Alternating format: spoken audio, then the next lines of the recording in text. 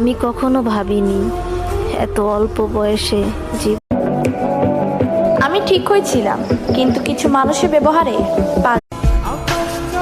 বাস্তবতা বলে প্রসঙ্গ যখন কপাল পোড়া। দিয়া শ্বশুর বাড়ির লোক, এত আলগা পীড়িতের দরকার নাই, কারণ মানুষ জীবনে কিছু কিছু সময় আসে সৃষ্টিকর্তার দিকে তাকিয়ে মেয়েরা বাবা মাকে ছেড়ে আসে শ্বশুর বাড়িতে। শ্বশুর বাড়িতে এসে পুরুষ তুমি ধন্য, নারীর মনে ভালোবাসা জাগিয়ে 12 বেটির লগে কথা কই আর নিজে কি ভাবস। ধৈর্য ধরা শিখে গেছি, কারণ আমি জানি আমার যখন সময় আসবে।